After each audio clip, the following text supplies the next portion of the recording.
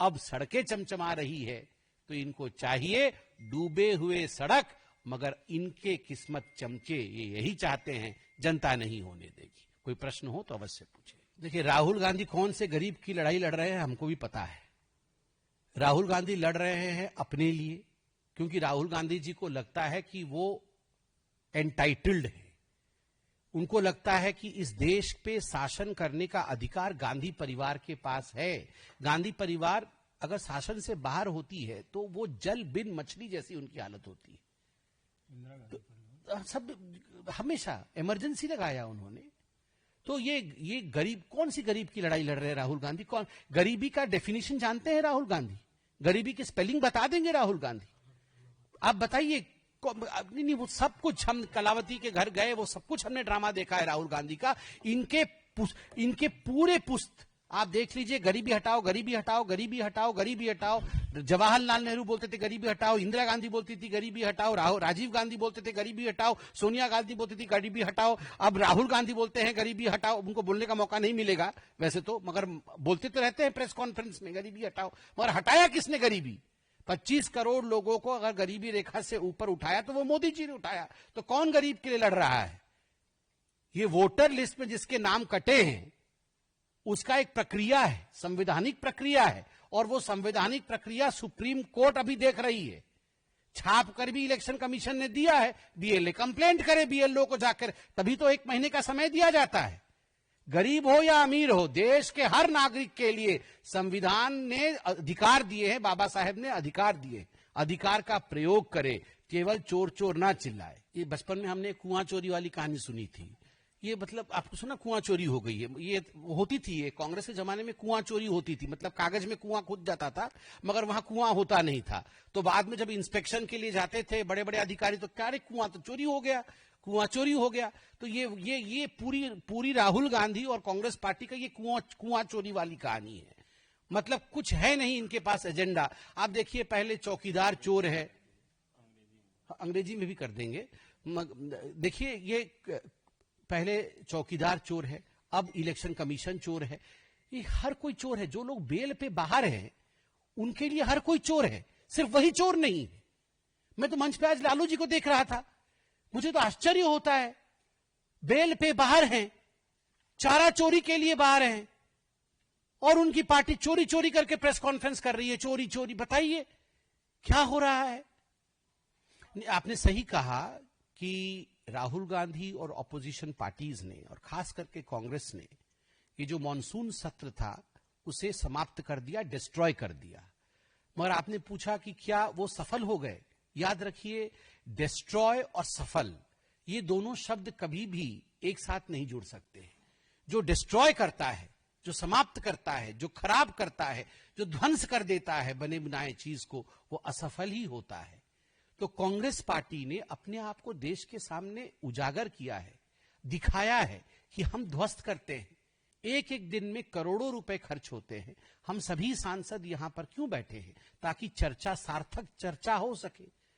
और जिन विषयों में चर्चा मांगी थी उन विषयों पे तैयार है हम चर्चा करने के लिए। मगर ये चर्चा भी नहीं कर रहे हैं, ना चर्चा होने दे रहे हैं, केवल और केवल इसलिए क्योंकि इन्हें एक हंगामा काटना है और कोई भी मुद्दा नहीं है इनके पास। आप सोचिए, एक करप्शन का मुद्दा होता तो पार्लियामेंट में डिस्कशन करते, एक कोई देश में कोई गड़बड़ी हुई होती हमारे सरकार द्वारा तो पार्लियामेंट में हंगामा करते। वो उस विषय पे हंगामा कर रहे हैं जिस विषय में पार्लियामेंट इलेक्शन कमीशन के विषय को कैसे डिस्कशन करेगी? आप इलेक्शन कमीशन आपको बुला रही है, आप जाते क्यों नहीं डिस्कशन करने? आपको इलेक्शन कमीशन ने 5-5 बार बुलाया कि आइए, जो भी डाउट है आप हमारे साथ बैठ के डिस्कस करिए। Why doesn't Rahul Gandhi go and discuss? Why doesn't the Congress party go and discuss it with the election commission? क्योंकि चोर उनके अंदर है, उनके मन में है। नहीं, देखिए, राहुल गांधी बिहार यात्रा में, वो तो पूरी देश में यात्रा कर रहे थे, अब उसका हश्र क्या हुआ वो भी आपने देखा है। देखिए, जहां जहां राहुल जाते हैं उसके बाद क्या होता है ये तो आपने हर चुनाव में देखा ही है। तो इसमें हमें आपत्ति नहीं है, वो थोड़ा ज्यादा ही जाना चाहिए। हमारा भी मानना है कि राहुल थोड़ा ज्यादा जाए, तेजस्वी से मेहनत नहीं हो पा रहा है इतना, थोड़ा राहुल जाएं, अच्छी बात है, डेमोक्रेटिक कंट्री है। जहां तक जीत का सवाल है, बिल्कुल हम जीतेंगे।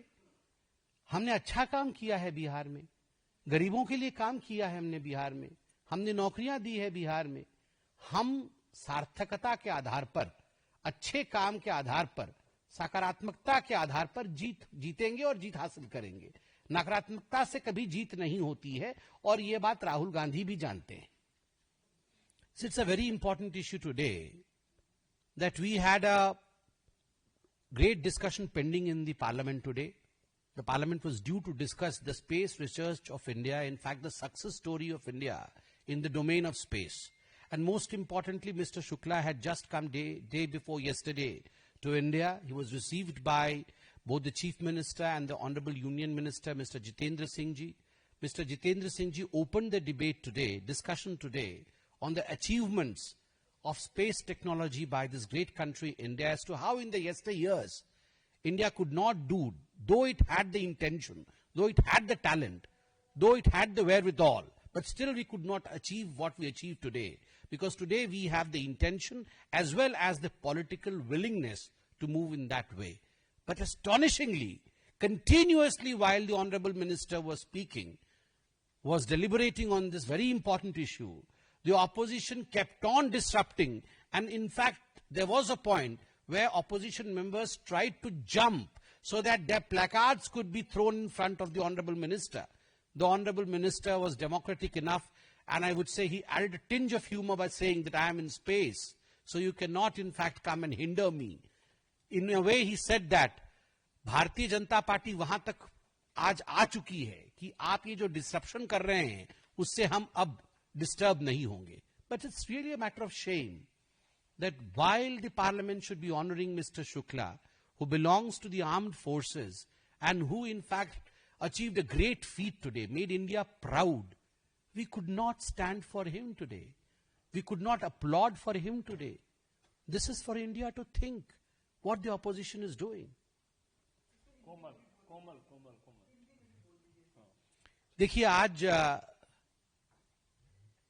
शुक्ला जी के ऊपर जो अंतरिक्ष से अभी परसों वापस आए हैं और बहुत सम्मान के साथ उन्हें भारत में सभी ने रिसीव किया।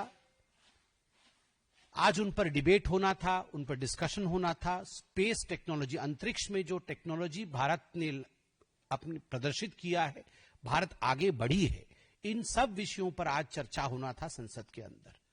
मगर जिस समय माननीय मंत्री श्री जितेंद्र सिंह जी इस विषय को लेकर खड़े हुए, सदन के अंदर चर्चा आरंभ हुई, ठीक उसी समय ऑपोजिशंस के लीडर ने जिस प्रकार से हुड़दंग किया, जिस प्रकार से वेल में उतर करके हो हल्ला मचाया, पार्लियामेंट को चलने नहीं दिया, ये कहीं न कहीं उदासीनता दिखाती है ऑपोजिशन के मन की। ये कहीं न कहीं पूरे हिंदुस्तान में बहुत बुरा असर छोड़ता है कि हिंदुस्तान के इतने बड़े अचीवमेंट को, जिस पर पूरे विश्व को गर्व है और पूरा विश्व इसे देख रहा था, एक इतने बड़े व्यक्ति के लिए जिसने इतने बड़ा, वो आर्म्ड फोर्सेस का है, वो एस्ट्रोनॉट बन के गया, वो इतना कुछ अचीव करके आया, उसके बाद भी हम उनके लिए खड़े नहीं हो पाए। आप सोचिए किस कदर आज ऑपोजिशन गिर चुकी है और क्या मानसिकता है उनकी। बिहार चाणक्य की भूमि है, बुद्ध की भूमि है। बिहार के लोगों में जो शार्पनेस है, जो इंटेलेक्चुअल ज्ञान है, संजय जी मैं ठीक बोल रहा हूं? आप बताइए, बिहार के लोगों को कोई गुमराह कर देगा, वो भी राहुल गांधी जाके बिहार के लोगों को गुमराह कर देंगे।